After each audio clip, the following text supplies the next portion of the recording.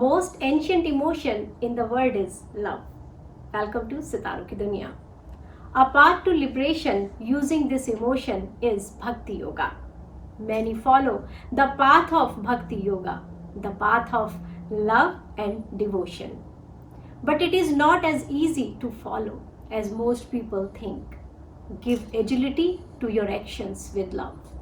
Whether you are driving your children to school, washing the dishes, working at a stressful job, or doing your practice, try adding love to all your actions. It is not just about chanting and external offerings. Rather, it's having the courage to face ourselves at the deepest levels. It is about offering everything we have to the divine power, both the good and the bad, without holding anything back. And it is the complete dedication and surrender of everything we do in our daily lives as acts of worship. By learning to expand our devotional awareness, we can transform our lives so they are filled with peace, love, joy, and harmony. So, what is Bhakti Yoga? According to the ancient Bhakti Sutras, Bhakti is intense love for God. It is a deep yearning to experience love in its purest and highest form, to unite with that which is eternal and unchanging. We get a glimpse of this through our worldly relationships, especially with those who have touched our hearts the most. We do not really love others for their own sake, but rather for the divine self that resides in them. The path of Bhakti Yoga allows us to use all of our senses, all of our emotions, and all of our actions to express love in our daily interactions and offer them to whatever form of God suits our individual personalities and cultural upbringing, whether it be Krishna, Christ, Allah, Yahweh, Hanuman, the Divine Mother, or some other aspect. In Bhakti Yoga, no form of God is superior to another. Each is equally respected as a valid manifestation of the one underlying principle of pure consciousness. The path of Bhakti Yoga allows us to use all of our senses, all of our emotions, and all of our actions to express love in our daily interactions and offer them to God.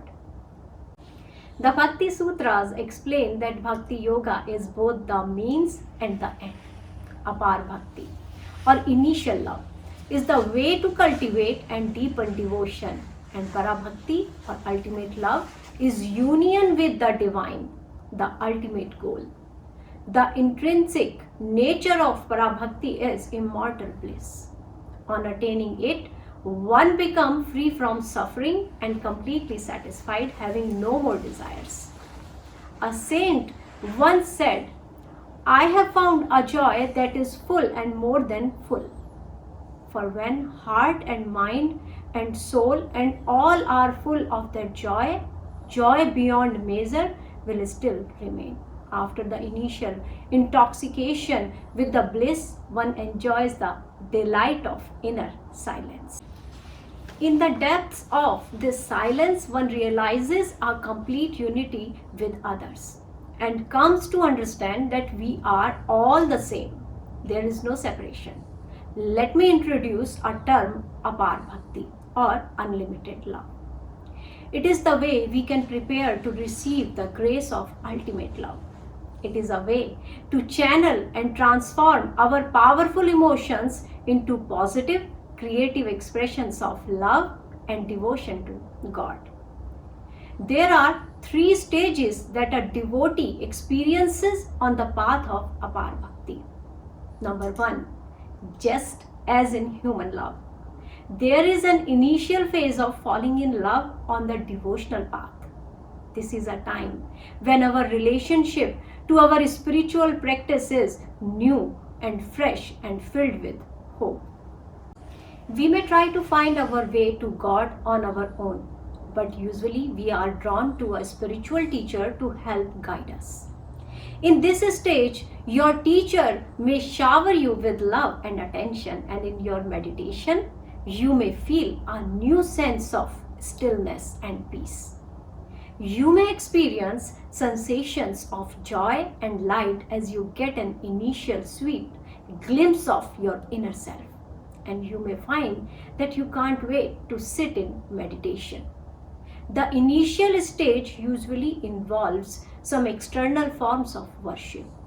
You can create an altar, placing on it whatever has a special meaning to you, such as a statue or a picture of your chosen deity, a candle, and or something from nature. You may feel inspired to perform rituals with flowers, fruits, incense, or ghee lamps. Your teacher may give you a practice to do with a yantra. The beauty of this path is that we can also offer whatever we feel to the divine. There is no need to suppress any of our emotions. Yogi Vivekanand once said, only strive to intensify them and direct them to God. As a remembrance of God, you can offer your love through dance, heart-opening asana, or some other form of movement.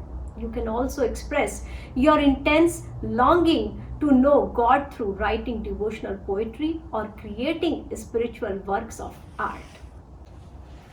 Or you can find inspiration and guidance by reading and sharing the spiritual writings of saints and sages such as Kabir, Tagore, and Mirabai.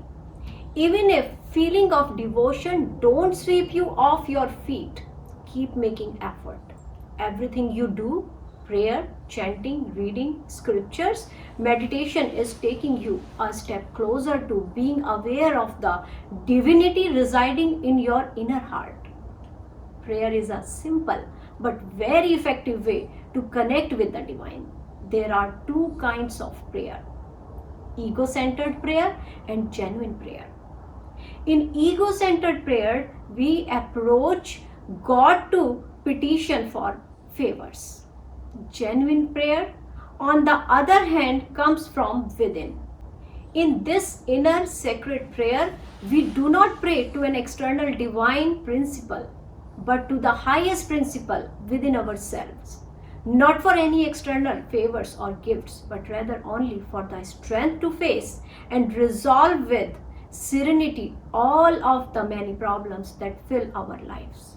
Such prayers, which are completely selfless and pure, are always answered. Give thanks for a new day, for all you have, even the simplest things like clean water, sunlight, laughter. Genuine prayer includes gratitude. A saint once said, if the only prayer you say in your entire life is thank you, that would suffice. Upon waking up, before you get out of bed, give thanks for a new day and for all you have, even the simplest things like clean water, sunlight, laughter. Chanting is a powerful way to channel the emotions. Singing the praise and glory of the many names of the divine lifts and purifies our spirits, whether we do it alone or with others. Gospel singers and kirtan artists electrify packed concert halls with sacred sound, opening minds and hearts to a higher reality. Contemplation is an important companion practice to devotion.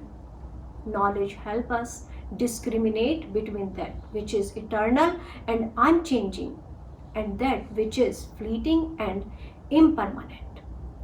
Without a solid philosophical foundation, a devotee can get lost in mere emotionalism. With no clear direction and goal, start by studying and inspiring scriptures such as the Bhagavad Gita, the Bhakti Sutras. Don't hesitate to contact me if you want to know how and where to get these scripture. You can reflect on just the verses alone or choose a commentary and read a chapter a day. Contemplate how these teachings create a philosophical framework for viewing your life in a larger spiritual context, and how you can put the teachings into practice. You can also form a discussion group for deeper study, japa or recitation of mantra. Creates a deep positive impression or groove in your unconscious mind by strengthening the habit of saying our mantra daily, both in seated meditation and throughout our daily activities. Our negative thought patterns start to weaken. Mantra gives our mind a one-pointed focus in our meditation, allowing us to deepen our connection to the divine. To cultivate bhakti while you are doing your job, you can rest your awareness at your heart center. At the end of your practice, take time to sit quietly for a few moments or longer to enjoy the stillness. Open yourself to receiving divine love and wisdom. Practice realizing all your worries and concerns to the divine and let yourself be nurtured and guided. Then, when you come out of your meditation, bring this spiritual awareness and sense of compassion to every activity in your daily life. Let's talk about second phase of Bhakti Yoga. While you may not want the first phase to end, however, if you are serious about your spiritual path, you will start to go deeper and find yourself in the second phase, where you do the real work. Just as a seed has to grow its roots in the dark soil before it can blossom into the light. The desert phase is a time of great effort and spiritual dryness. A time when you may doubt your faith and wonder why you are spending time sitting in meditation. It is a time of deep longing and despair. At this stage, a genuine teacher may push you away so that you are forced to go inward. At the same time, your inner teacher will be drawing you deep into the cave of your heart. In this phase, you are caught in a no man's land, neither fully outward nor fully inward. This is a part of the journey that every seeker must pass through, often many times. The sage Ramakrishna used to say that we cry for everything except God. When we truly cry for God, he said, in the same way that a drowning man gasps for his next breath, then we will know God. The Indian princess Mirabai left her kingdom and spent years of wandering in search of Lord Krishna, writing songs of the love and anguish. Lost am I, save for love of thee. None can know the depth of my despair, my moments of weariness, unless thou stretchest forth thy helping hand. How can I reach the further shore? Separation can be more powerful than being with the one you love. When you are totally focused on the beloved and your deep yearning for him, your mind and heart become purified with your tears of longing and your meditation becomes one-pointed. During this stage, try envisioning yourself being carried in the palm of God. Trust that the Divine One will bring you out of this dark night of separation, no matter how long it takes. Let's talk about faith. When we take care of the deeper inner need, the outer attachments drop away by themselves. When we put the divine first, it is like having a powerful magnet pulling us upward away from the lesser pull of our lower urges. It is important to remember that the inner work continues on the subtle level as long as we continue to make effort, even if we see no outer signs of progress. A student who once complained to his teacher that his mantra was not working was told, "How do you know?" "Nothing is happening," replied the student. "You do your work," the teacher said, "and let the mantra do its work. You can't see it, but much is happening on the subtle level." In this second stage, we need to allow the unspoken parts of ourselves to rise into conscious awareness. In recognizing and acknowledging these parts, we can learn how to cultivate compassion for ourselves and others. To do this, make a commitment to sit with whatever is troubling you, create a space for healing. Accept and offer your whole heart, both good and bad, without hiding from your emotional wounds, anger, fear, grief, shame, and unfulfilled longings and desires. Jesus, in one of the Gospels, says, "If you bring forth what is within you, what you bring forth will save you.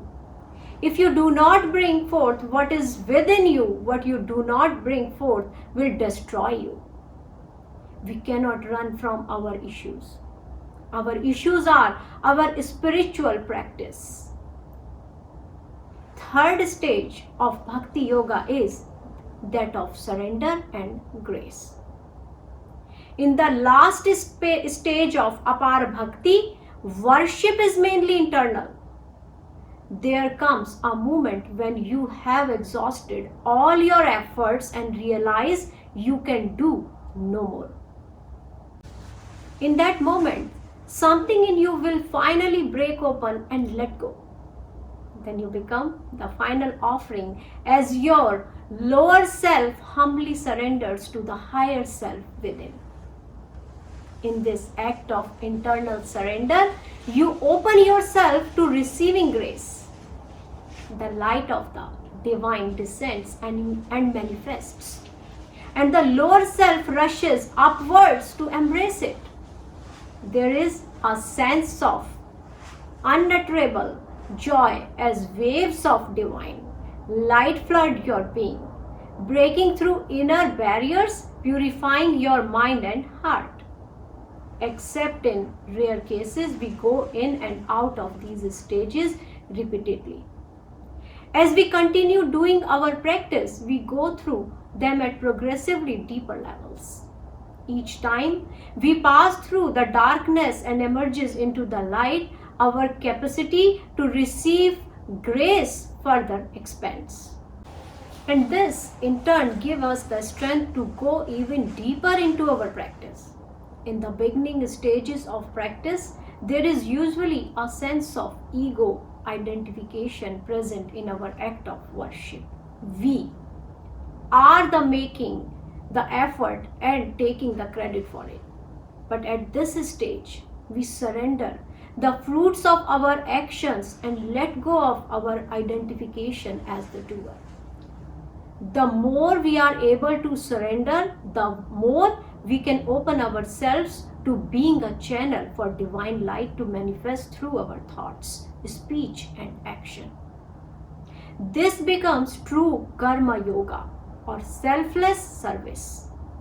The sages and scriptures praise the path of service and surrendering the fruits of our actions as the highest path.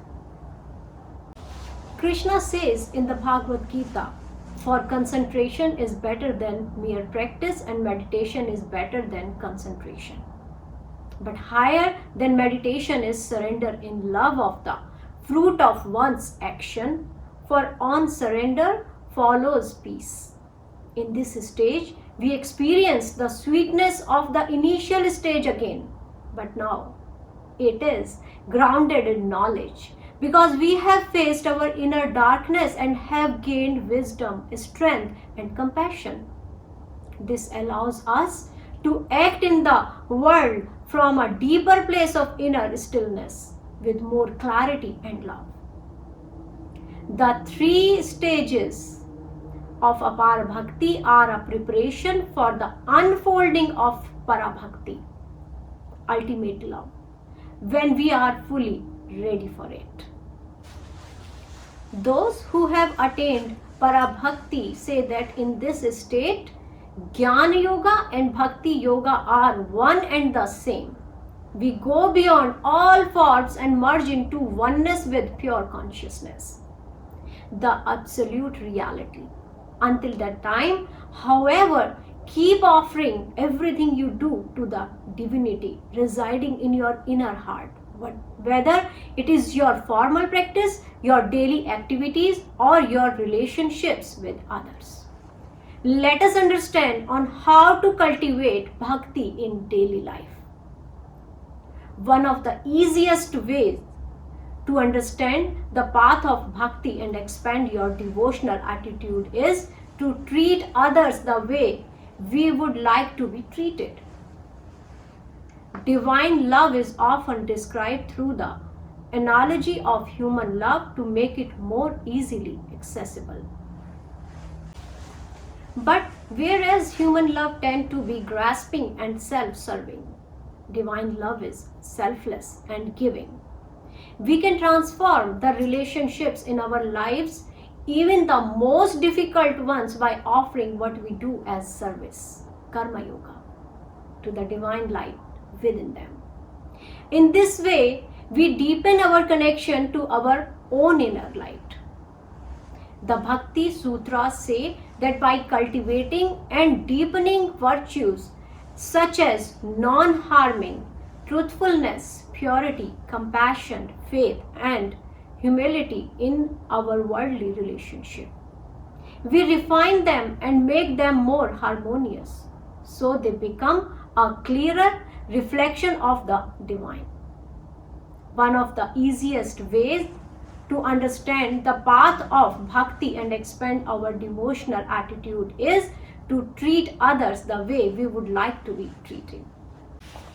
A Jewish sage once said, "Be kind, for everyone you meet is fighting a great battle."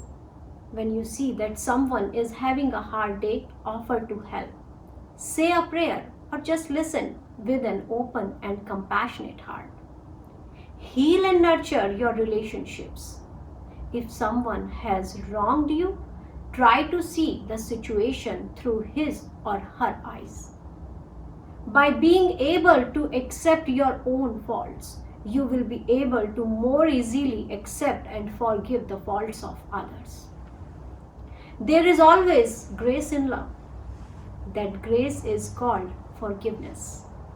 Paint all your actions with an attitude of love, reverence, and devotion. You do not have to do great things to practice Bhakti Yoga. Find ways to serve your family, friends, and community in whatever way comes to your heart naturally and spontaneously.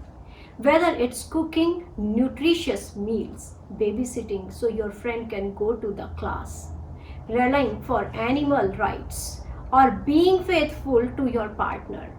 Paint all your actions with an attitude of love, reverence, and devotion. Let us find out about transformation through love. The timeless path of divine love is as alive and relevant today as it was in the days of the ancient sages. Through this path, we can transform our everyday life from the mundane to the sacred, from the trivial to the profound. By cultivating the principles of love, compassion, gratitude, surrender, and selfless service, we can prepare our hearts and minds to receive the grace of unconditional love and wisdom. Then we become the instruments of the divine, and everything we do is an expression of love and devotion. Our lives become a joyful celebration. Whichever form or aspect of God you are drawn to, here are 12 bhakti ways to help you cultivate devotion and open your heart to grace. Number 1. Chant songs of praise to the divine, either in a group or alone. Number 2. Set up an altar with a favorite image or representation of the divine and offer flowers, fruit, or incense, or do mental worship. Number 3. Meditate on your chosen image of God. Visualize the image, either the face or the feet or the whole image in your heart or the space between the two eyebrows, and concentrate on it. Number 4. Choose a relationship with God that feels natural. The Bhakti Sutras say that we can worship the divine as a faithful servant, a loyal friend, a loving parent, or a devoted lover. Number 5. Appreciate the wonder and beauty of nature, seeing it as a manifestation of the divine. Number 6. Say grace and offer your food to the divine before eating or sharing a meal. Number 7. Give something up, either temporarily or permanently, as in the Native American giveaway practice or locks of love. Number 8. Purify your thoughts and actions by practicing the yamas and niyamas. Practice forgiveness and compassion. Accept your faults and the faults of others. Number 9. Be humble. Do something that no one else likes to do and make that your offering. Stretch yourself a little beyond your comfort zone to help someone else. Number 10. Keep a journal to observe the pattern of your mind, emotions, practice. Channel your emotions through positive creative means. Number 11. Consciously reflect on the events of the past 12 or 24 hours and notice where in the day you sense the presence of God. Number 12. Pray throughout the day, especially prayers of gratitude. Be thankful for the difficult aspect of your life as well as the pleasant one. I hope you enjoyed this Bhakti Yoga video. In my upcoming videos, I am going to teach more about the path of Moksha, the liberation. So stay tuned. Thank you for watching SitaaronKiDuniya.